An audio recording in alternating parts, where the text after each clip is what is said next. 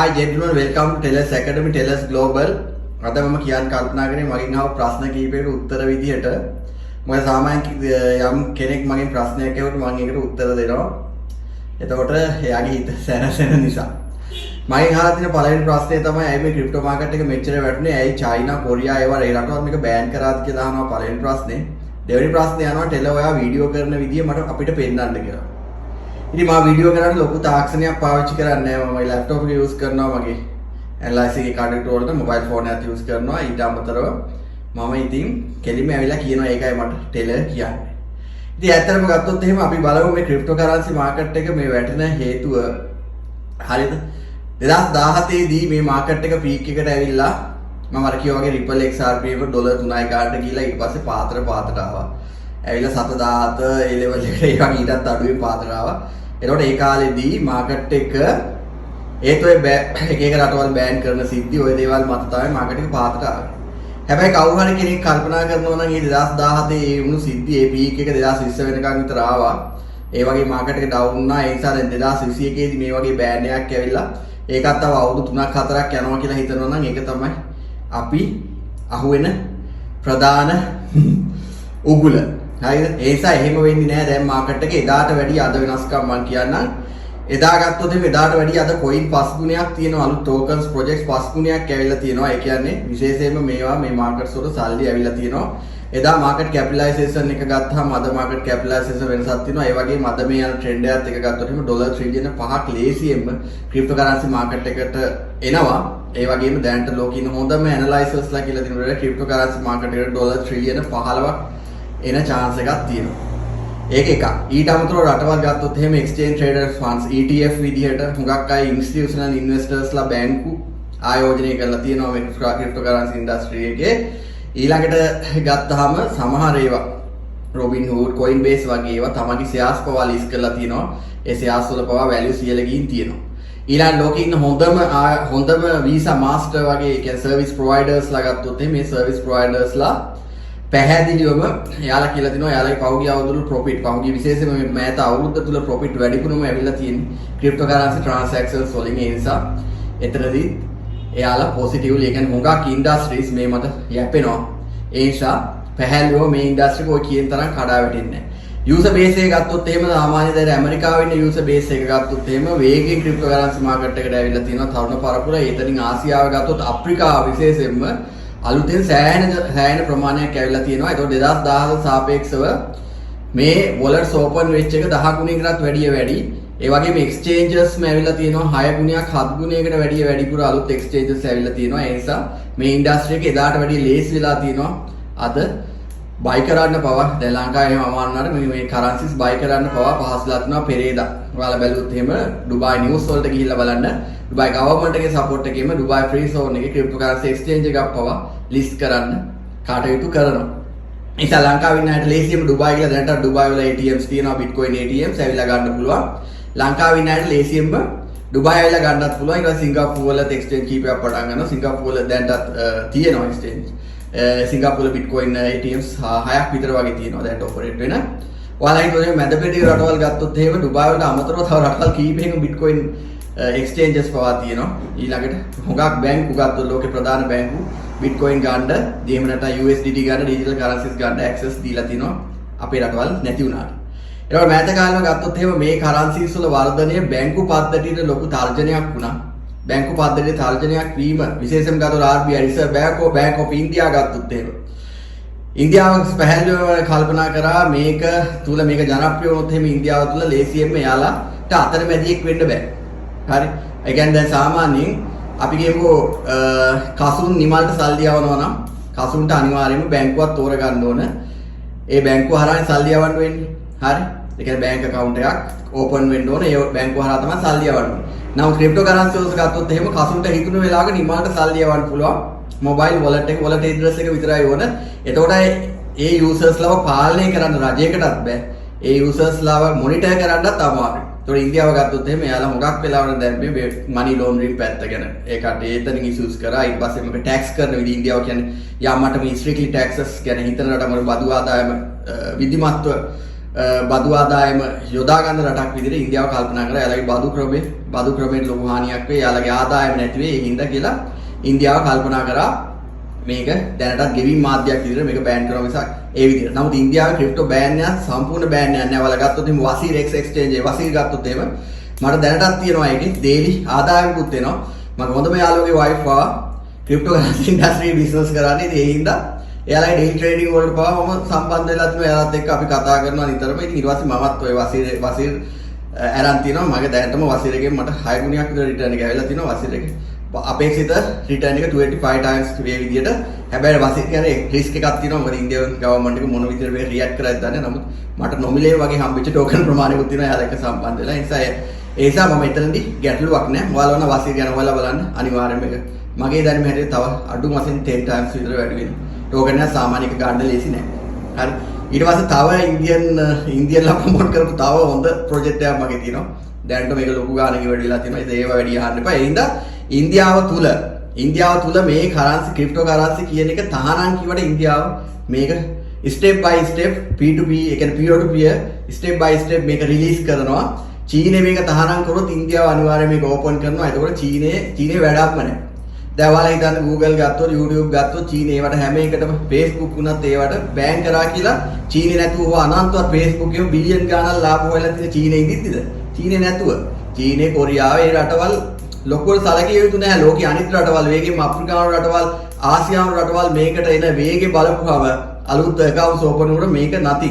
දැන් මේ වෙලාවේදී පැහැදිලිව දැන් මෙතන චීනේ තියෙන යා මැරියස් එකක් කවර් කරගන්න විශේෂයෙන් පෞගේ දවස්වල එවර්ග්‍රේඩ් කේස් එක ගිහිල්ලා බලන්න එතනදී ඒසියා ප්‍රයිසස් අඩු වුණු විදියෙම සහ කොහොමද උනේ කියන එක. ඉතින් දැන් මෙතන ලොකු හානියක් චීනයට ආවා.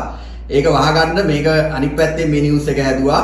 එයාලා බිට්කොයින් වවා දානක් කරලා මේවා කරා කියලා. එතකොට අරකේ තියෙන ගැටලුව අඩු කරගන්න පුළුවන්. ඒ කෝණේ තමයි මම දකින්නේ. පැහැදිලිව චීනය කියන්නේ බිලියන ගාණක් බිට්කොයින් මයිනින් වලින්ම සල්ලි වන රටක්. එතකොට මේවා තහනම් කරාගෙන චීනයට පාඩුයි. හරි. එතකොට මම ඒ කෝණයෙන් දකින්නේ. ඒ නිසා මම මේ මාකට් එක වේගෙන් රිකවර් වෙනවා කියන අදහසේ මම ඉන්නේ. ඔයාලගේ තියෙනවා විකුණන්න එපා. කාලයත් එක්ක මේ ඇවරේජ් කරන ඔපචුනිටි එකක් විදිහට ගන්න ණයට මාර්ජින් ෆියුචර් ගන්න එපා. නමුත් ඔපචුනිටි එකක් විදිහට ගන්න සහ විශේෂයෙන්ම ෆ්ලක්චුවේට් ට්‍රේඩ් කරන්න මේ මාකට් එක යොදා ගන්න පුළුවන්. ලේසියෙම හිතා ගන්න බැයි තරම් ලාභ ගන්න පුළුවන් වෙන උදාහරණයකට ඩොලර් 8000ක් තිබ්බනම් දවස් 3කට කලින් ඒක ඩොලර් 4000කට සමහර වෙලාවට පෝර්ට්ෆෝලියෝ අඩු වුණා. ඉතින් දැන් ඒ වෙලාවෙ විකුණගෙන ආපහු ආවන එකයි මම කියන්නේ ෆ්ලක්චුවේට් විකුණන USDT එහෙම තිබුණා නම් ඔයාලා අනිවාර්යයෙන් මේ මාකට් එකට සාර්ථක වෙනවා කියලා. ඒ නිසා චීනයේ නෙගටිව් වෙන්න ඉන්දියාව පොසිටිව් පැත්තට එනවා. ඉන්දියානු සහ චීනු අතර තියෙන එතන චීනු අතර තියෙන යම් ගැටලුවක් තියෙනවා. චීනයේ කඩාකප්පල්කාරී ක්‍රියාවලියක ඉන්නේ පෑල්ලියම නමුත් එයාලා කඩාකප්පල් කරන්න හම්බුනට එහෙම කඩාකප්පල් වෙන්නේ නැහැ. මොකද මේ මාකට් එක දැනට ස්ටේබල් වෙලා තියෙන කෑෂ් මේකට ඇවිල්ලා තියෙනවා. විශේෂයෙන්ම මේකෙන් ගේන් පොසිටිව්ලි මේක අපිට අවශ්‍යයි. හැම කෙනාටම මොබයිල් ෆෝන් එකක් තියෙනවා. හැම කෙනාටම ඩිජිටල් වොලට් එකක් අවශ්‍යතාවය දැන් තියෙනවා. කවුරුත් බැංකු පස්සේ යන්නේ ලෝකෙම ගැටලුවක් තියෙනවා. ග්ලෝබල් පේමන්ට් සොලියුෂන් එකක් ලෝකෙටම ඕනේ. හරි දැන් අපිට කමියුනිකේෂන් ප්‍රශ්න වලට WhatsApp IMO WhatsApp ඊට පස්සේ ඔය වගේ Telegram ඔය වගේ පහසුකම් ඔක්කොම ඇවිල්ලා තියෙනවා. නමුත් අපිට රටකින් රටකට ගියාම විශේෂයෙන් ගෙවා ගන්න ලේසියෙන් පුළුවන්ද? දැන් බැංකු කාඩ්ස් වලින් එහෙම ATMs වලින් withdraw ගන්න ලොකු fees යනවා. සමහරවිට ATM network support කරන්නේ සමහරවිට credit cards ගත්තොත් එහෙම Visa Master Diners Amex ඔය වගේ golden key එක cards තිබුණානේ. ඕව network support කරන්නේ නැති cards තියෙන ඕන්තර. නමුත් wallet to wallet ගියොත් එහෙම ඔයාලා ගිහින් බලන්න වැඳපෙඩි රටවල් එහෙම ගත්තොත් එහෙම සෑහෙන වොලස් ප්‍රමාණයක් ලින්ක් කරලා තිනවා Binance එකට. ගෙවා ගන්න බැරි එකක් නෑ. පොඩි හොටෙල් වලට පවා දැන් ගෙවන්න පුළුවන් මට්ටමට ඇවිල්ලා තියෙනවා. අපේ රටවල් තාම ඉන්නේ පසුපසින්. අපේ රටවල් එහෙම ගත්තොත් කොච්චර පසුපසින් ඉන්නවද කිව්වොත් එහෙම ඔයාලා බලන්න දැන් බංග්ලාදේශ ඒ වගේ රටවල් වලට ඉන්ටර්නැෂනල් IDD රේට්ස් වෙන රටකින් බංග්ලාදේශ වගේ රටකට ඉන්ටර්නැෂනල් කෝල් එකක් ගන්න කොච්චර අඩු රේට්ස්. ලංකාවේ රේට්ස් දවසින් දවස වැඩි වෙනවා. ඒ කියන්නේ අපිට තාමත් ඒ වගේ පහසුකම් නැහැ. සැටලයිට් පහසුකම් එහෙම නැහැ. අර රටවල් බල්ක් ඒවා හයර් කරගෙන ඒවා රෙන්ට් කරගෙන ඒ විදිහට ඒ ෆැසිලිටිස් පවා හදාගෙන තියෙනවා. අපේ රටවල මේවා තහනම් වෙන්නේ නැද්ද කියන එක මම කියන්නේ. නමුත් මේක ඉන්ඩස්ට්‍රි එකක් විදිහට පැහැදිලිවම ඔයාලා දකිනවා නම් පොසිටිව් වලට හොඳ ගමනක් යන්න පුළුවන් ඉන්ඩස්ට්‍රි එකක්. හැබැයි අරගෙන ඒකයි මම කියන්නේ අද ගත්තට පස්සේ මේ ප්‍රොජෙක්ට් එක ගැන හිතන්න කියලා තමයි මම කියන්නේ. හැබැයිම හොඳ ප්‍රොජෙක්ට් එකක් නතර වෙන්නේ නැහැ. දැන් අපි කියව ඇල්ගෝමැටික් ඒ වගේ එහෙම ගත්තොත් ඒ හොඳ ප්‍රොජෙක්ට් ADA ඒ වගේ ප්‍රොජෙක්ට්ස් එහෙම නැති වෙන්නේ නැහැ. ඒ ප්‍රොජෙක්ට්ස් අනිවාර්යයෙන් ලෝකෙට අවශ්‍යයි. අනිවාර්යෙන්ම අනාගතයක් එනවා. හැමෝම මේ ඉන්ඩස්ට්‍රි එකට ඔයාලා ඇවිල්ලා බලන්න මේ ඉන්ඩස්ට්‍රි එකට 100ක් ආවොත් 90ක් අනිවාර්ය ඉන්ඩස්ට්‍රි එකේ රැඳෙනවා මේ තාක්ෂණයත් එක්ක ඉස්සරහට මේ තාක්ෂණය අත්‍යවශ්‍යයි හැමදේටම ගෙවීම් කරගන්න අත්‍යවශ්‍යයි ඊට අමතරව නෙට්වර්ක් වල වේගයෙන් ගෙවා ගන්න පුළුවන් නෙට්වර්ක් ස්පීඩ්ස් වැඩි වෙනවා දැන් ඔය ගත්ත ERC එක ටිකක් ස්ලෝනේ දැන් ඒ වගේ TRC ගත්තොත් එහෙම Tron network එකේ මොකක් ස්පීඩ් ඒ වගේ ස්පීඩ් කියන POS system වෙනවා ඒ Fundex වගේ ඉස්සරහට එන projects තියෙනවා ඒ projects වලින් live ඒ තප්පරයට ගෙවා ගන්න පුළුවන් ස්පීඩ්ලි ගෙවා ගන්න පුළුවන් Ripple XRP එක ගත්තොත් cross border payments දැනටත් වෙන රටක ඉඳන් වෙන රටකට සල්ලි යවන්න දැනටත් අඩුම cost එකට Ripple XRPs වගේ දීලා තියෙන solution ගත්තාම එම SWIFT transfers වල දවසක් දෙකක් යන එක තප්පරෙන් සල්ලි යවා ගන්න පුළුවන් රටකින් රටකට අන්න solutions ගෙනා මේ blockchain technology එක cryptocurrency කියන්නේ මේක ඇතුලේ තියෙන්නේ encryption නෑ එහෙනම් මේ blockchain technology එක ලෝකෙට වැදගත් වෙනවා දැන් කොච්චර කිව්වොත් එහෙම අප්ඩාව් වගේ ගත්තොත් එහෙම ඉඩම් පවා ඉඩමක් තව කෙනෙක්ට විකුණන්න පවා blockchain එකේ රෙකෝඩ් කරලා digitally විකුණන්න පුළුවන් විදියට අති සාර්ථකයි අතිශයම ආය හොරොප්පු හදන්න පුළුවන් දැන් ලංකාවේ එහෙම සමහර ඉඩම් ඔප්පු 4කින් 5කින් විකුණලා තියෙන අවස්ථාවල blockchain technology එකෙම ගෙනාවොත් එහෙම ඉඩමක් ඒක unique එකපාරකට එකයි. එතකොට private keys access keys නැත්නම් එහෙම ඉඩම තව කෙනෙකුට විකුණන්න බෑ. ඒකට ඉඩමක් digitalize කරන්න පුළුවන්. ඉඩමක් නෙමෙයි ඕනම දෙයක් digitalize කරන්න පුළුවන්. සින්දුවක් digitalize කරන්න පුළුවන්. හරි. ඕනනම් බස් එකක් කාර් එකක් උනා digitalize කරන්න පුළුවන්. ඔයාලා දන්න සිංගප්පූරු එක project එකක් ආවා. ඒකේ තිබුණේ ලෝකේ මම මේ ප්‍රොජෙක්ට් ගැන හොඳටම දාන්න නිසා කියන සමහර වෙලාවට ෆන්ඩින් වලට පවා ගිහිල්ලා තින්න ඒ ප්‍රොජෙක්ට් එක කරේ සම්පූර්ණ ලෝකේ තියෙන ලිමිටඩ් එඩිෂන් කාර් සමහර කාර්ස් ඩොලර් මිලියන 25යි 30යි තනි කෙනෙක්ට ගන්න බෑ. මේ ප්‍රොජෙක්ට් එකෙන් ඒක බයි කරලා ඒක ෆන්ඩ් කරගෙන ඒකට ෆන්ඩ් කරනවා ෆන්ඩින් ඉන්වෙස්ටර්ස්ලා ෆන්ඩ් කරලා ඊට පස්සේ මේක ටික ටික රිලීස් කරනවා ලෝකෙ ඉන්න ලොකුම සල්ලිකාරයන්ට මිලියන 25ට ගත්ත කාර්ක මිලියන 75ට වගේ ෆන්ඩ් විකුණනවා. හදිසියේ ගන්නවා. මොකද කාටවත් ගන්න තනි කෙනෙක් සල්ලි නැහැ. ඊපස් ඒ වගේ මේකේ ලොකු projects ලෝකේ තියෙනවා. ඒ හින්දා මට මේක පැය ගණන් දවස් ගණන් කියන්න පුළුවන් මේ ඉන්ඩස්ට්‍රි එක 2017 දී පීක් එකට මම කිව්ව එකයි Ripple XRP 3.7 ඩොලර් 3යි ගානට ඒක ඩොලර් 1.710 ඩොලර් 790 ගණන් වලට ගත්ත Ripple XRP ම ඩොලර් 3යි ගානට විකුණලා ආයෙත් ඩොලර් 717ට ගත්තේ. ආපහු ඒක යනවා කියලා අද ඩොලර් 794යි ඩොලර් 1යි ගානටත් ගියා. ඉතින් මේ විදිහට. ඉතින් ඒ නිසා මේක පුළුවන් තරම් average price එක ඒ කියන්නේ ඩොලර් cost averaging එක පැත්තකින් අනිත් පැත්තෙන් price එක පාතට ගේන්න ඇවරේජ් කරගන්න කාලය අවශ්‍යයි මේ ආයෝජනයන් වලට ඒ නිසා පැනික් වෙන්න විකුණන්න එපා මේක තුල මේ වෙලාවට පවා චයිනීස් කරන්සි එක ඩිප්‍රීසියේෂන් එකකට යන්න ඉඩ තියෙනවා ඒ වෙලාවෙත් මෙයාලා බලන්න මේ වගේ පැනික් එකකින් සාමාන්‍ය මේ කරන්සිස් එකතු කරගන්න පුළුවන් ඔයාලා දන්නවා බිට්කොයින් මැක්සිමම් සප්ලයි එක එන්නේ මිලියන 21යි දැන්ටත් ක්‍රියේට් කරලා තියෙන ප්‍රමාණය තව මයිනින් කරලා තව අපි කියමු මිලියන 2ක් තියෙනවා කියලා දෙකකුත් නැහැ හරි අපි කියමු දැන් මිලියන 2ක් කියලා සාමාන්‍යයෙන් මේ මිලියන 2 මයින් කරන තව අවුරුදු ගොඩාක් කාලයක් යනවා මොකද හැස් ඩිෆිකල්ටි එකත් එක්ක මේ ප්‍රොසෙසින් පවර් එක අඩුයි හුඟක් කාලයක් යනවා ඒ නිසා ලෝකේ ඉන්න මිලියනර්ස්ලට වැඩි මිලියනර්ස්ලා ප්‍රමාණය වැඩි බිට්කොයින් සප්ලයි එක බලන. ඒ කියන්නේ 1 මිලියන එකකට එක බිට්කොයින් එකක් දුන්නත් ඒත් මිලියනර්ස්ලා ප්‍රමාණය වැඩි. ඒ නිසා අනිවාර්යෙන්ම ලෝකේ මිලියනර්ස්ලා ප්‍රමාණය වැඩි වෙනවා. විශේෂයෙන්ම ලෝකේ තියෙන හැම ෆියට් කරන්සි මේ කඩදාසි වල අච්චු ගහලා ඩොලර් එක පවා ඉන්ෆ්ලේෂන් එක තියෙන කාලෙක අනිවාර්යෙන්ම මොකද දන්නවද වෙන්නේ? අනිවාර්යයෙන්ම මිලියනර්ස්ලා ප්‍රමාණය වැඩි වෙනවා. දැන් ලංකාව ගත්තොත් ගිය සතියේ ඩොලර් බිලියන 108ක් මට මතක විදිහට අලුතෙන් අච්චු ගහලා තිබුණා. ඉතින් ඒ වගේ එතකොට ලංකාවේ මිලියන කෙනෙක් කියන්නේ ගමක හැමෝම මිලියනර්ස්ලා වෙනවා ඉස්සරහට. ඒ හින්දා එතකොට අපි USDT එහෙම ගත්තොත් ඩොලර් එක 180 විතර වගේ තියෙන කාලෙත් කිව්වා ඊටත් අඩු වෙනොත් කියලා 220 230 අද 243. ඉතින් ඒ වගේ නෝඩ USDT එක 400 විතර වෙනවා. ඒ වගේ කාලයක් තුළ අපේ වගේ රටක ඔය ප්‍රශ්නේ ගැටලුවක්ම නැහැ. ඊළඟට ආසියානු හුඟා රටවල් පාකිස්තාන ඒ වගේ රටවල් පවා දැන් මේ ඉන්ඩස්ට්‍රි එකට ඇවිල්ලා තියෙනවා.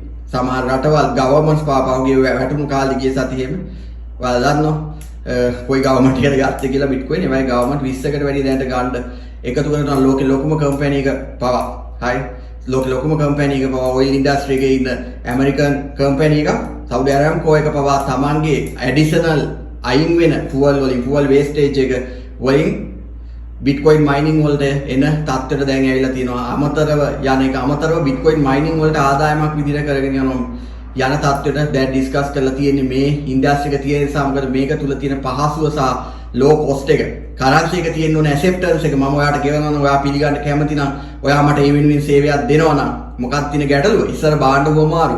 හරි. හරකෙක් වෙනුවට පොල් ගෙඩි 100ක් මාරු කරා කියමු ඒ වගේ. හරි. දැන් ඒ දෙම අපි මාරු කර ගන්නවා බිට්කොයින් ටු බිට්කොයින් මාරු කර ගන්නවා ඊථරියම් ටු ඊථරියම් මාරු කර ගන්නවා රිපල් ටු රිපල් මාරු කර ගන්නවා ඒ වෙනුවෙන් අපි අපේ භාණ්ඩ හා සේවා අවශ්‍යතාවයන් සපුරා ගන්න හුවමාරු අවශ්‍යතාවයන් සපුරා ගන්නවා ලෝකේ ගත්තොත් එහෙම අපිට සාමාන්‍ය ෆුල්ෆිල් කරන්න ඕන අපේ බේසික් needs and wants හරි ජීවත් වෙන අත්‍යවශ්‍යම ආහාර ඇඳුම් පැළඳුම් නිවාස ඕවා අපි සරලව කිව්වොත් එහෙම අපේ අවශ්‍යතාවයක් ඒක සපුරා ගන්න අපි මුදල් මේ මාධ්‍ය පාවිච්චි කරනවා ඒ දේම තමයි මේක ඩිජිටලි දැන් වෙන්නේ. එදා ක්‍රෙඩිට් කාඩ් ගෙනකොට මිනිස්සු කොච්චර කිව්වද මිනිස්සු තමගේ සල්ලි හොරකම් කරන්න ආපු ගැජට් එකක් විදිහට ක්‍රෙඩිට් කාඩ් හදලා දුන්නොත් අද හැමෝම ප්ලාස්ටික් කාඩ්ස් වලට ගිහින් තිනවා. ඒ වගේම තමයි මේ වොලට්ස් වලට ආපු කෙනෙක් යන්නේ නැහැ. ඉස්සරහට එන හැම මොබයිල් ෆෝන් එකක මේ වොලට් ඉන්බිල්ට් එන්නේ. ඊට අමතරව මේ හැම වොලට් එකම රෙජිස්ට්‍රේෂන් වෙනවා. KYC රික්වයර්මන්ට්ස් එක්ක රෙජිස්ට්‍රේෂන් වෙනවා. එතකොට වොලට් එක ඉන්න තැන යූසර් පව හොයාගන්න පුළුවන් ට්‍රැකින් සිස්ටම් වෙනවා. ඉස්සරහට ලේසි නෑ හැකර්ස්ලාට එන්න. ඒ නිසා මේ ඉන්ඩස්ට්‍රි එක අනිවාර්යයෙන්ම ඩෙවලොප් වෙනවා.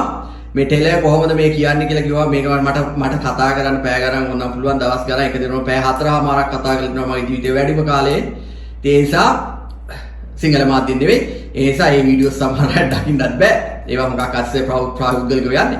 ඉතින් ඒ කොහොම වුණත් මම කියන්නේ ඔයාලා යම්කිසි ආයෝජන ගානන් ආයෝජනය Tamanට හෝල් කර ගැනීමේ හැකියාව තියෙන්න ඕනි. ඒක ඒ සඳහා ඔයා කැපකිරීමක් කරන්න ඕනේ. ඒකයි ආයෝජනයට එනකොට මේ ආයෝජනය කොයි විදිහද කියලා ස්වභාවය අවබෝධ කරගන්න ඕන. ආයෝජනයන් කීපයක අපි ඉන්න ඕනි. ඒ හින්දා thank you very much for watching. මගෙන් අහපු ප්‍රශ්නෙට මම කවදාවත් මේ විදිහට ඇවිල්ලා නැහැ. මේ මම කොහොමද වීඩියෝ කරන්න කියලා මට මහලුකු පොත්පත් කඩදාසි වල ස්ක්‍රීන්ස් මොකුත් අවශ්‍ය නැහැ. ඕනම කම්පැනි ඇනලයිස් කරන්න පවා මම බේසික් ඩේටාස් ටික මම ගත්තට පස්සේ ඊට පස්සේ මම කියනවා ඒකින්ද තමයි අපි ටෙලර්ස් කියන්නේ. ශ්‍රී ලංකා ඉක්විටි ෆෝරම් එකේ ගත්තොත් එහෙම ටෙලර්ස් ඇකඩමි ටෙලර්ස් යටතේ ලියලා තිනවා පෝස්ට් 4000 ගාණක්.